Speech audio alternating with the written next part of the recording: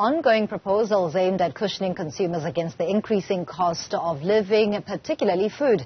The DG Marais Trust is one of those calling on supermarkets to play their role, suggesting price slashes on some basic food items. The body CEO, David Harrison, speaks to us about this. Thank you so much for your time. I think let's first start with the call that has been made to supermarkets on these 10 food items.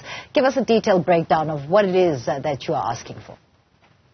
Yes, these 10 food items are probably the best way that we can protect our children who are not getting enough food at the moment. So we know that a quarter of South African children are not getting enough food.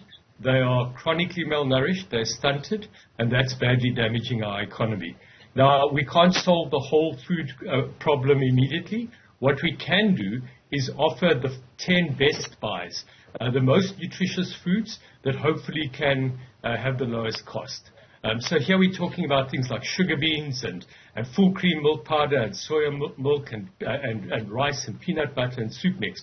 Very, very basic foods. And what we're asking for is for the industry to take the lead, to step up and say, look, we as manufacturers and as retailers will waive the markup. So we won't take any profit on these 10 goods, just these 10. And then we will challenge government to match that commitment.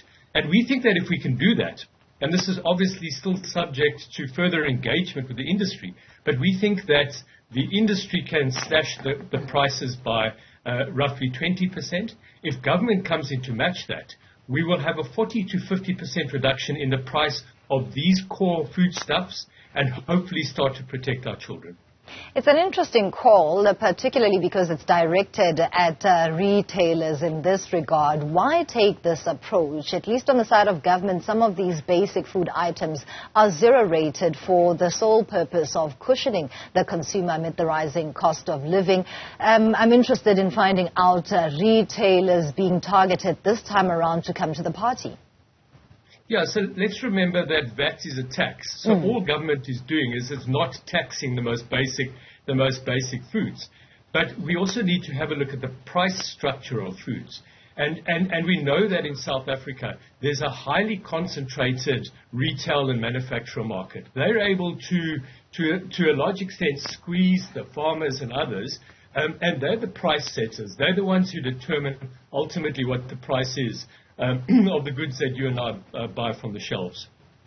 And I think there are 2 points here. The first is that this is all of our problem. We know that food instability leads to riots, leads to the type of uprisings that we've seen in our country, and we know that without children getting fed, our country's economic prospects are doomed. We know that. Over the last 40 years, our real growth rate in South Africa has been less than 1% per year, precisely because we're not feeding our children. But the second point that I think is equally important is that now social grants constitute about 250 billion rand a year, most of which has been pumped through the retail market. And we can't have a situation where our children are not getting enough food, where we're not stretching that grant as far as it can possibly can to cushion our children. But some of that money is being siphoned off as profits, and yes, relatively small profits, relatively small margins on those food, but siphoned off and returned to shareholders. So basically, taxpayers are subsidizing the shareholders of the big supermarket companies. That's untenable in a country that is not even feeding its children. I'm glad you raised that point because it's a question I was going to ask around an argument being made on a moral basis for retailers to actually get to a level playing field and, engage with the likes of stakeholders and government to ensure that there's a deliberate cushioning of the consumer in this regard. Yeah, I mean, as you know, President Mandela said the keenest revelation of a country's soul is how it treats its children. So we've been appealing. We've been making the moral argument for the last 25 years. Put children at the center. We failed Madiba's children. Let's not fail his grandchildren. But I don't think we can use that moral argument anymore. It doesn't seem to have much suasion. I think what we have to do now is make the economic case. And the World Bank and many economists across the world show that if you don't get the basics right, if you don't feed your children, they can't learn. If they can't learn, they don't perform at school. They don't perform at school, they can't enter the job market and add to national productivity. And we all suffer. So we have to ask the industry to come to the table and help to think about the long-term economic trajectory of this country, even as they're seeking profits in the short term.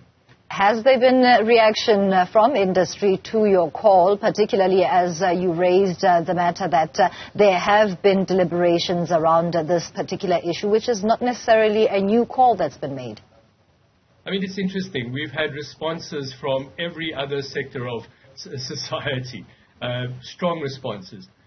Radio silence from the industry. Now, the industry may feel that we're picking on them. We're not, but we have to start with reality of where they are. Now, the excuse that the industry uses is that they could be perceived as participating in collusive behavior if they got together and agreed on a price drop. So I've written to the Competition Commission and asked the Competition Commission to create the space for this type of convening to happen in South Africa. It's all of our problem. We've got to get together, and we have to ensure that we're not using regulatory excuses as a reason for not feeding our children.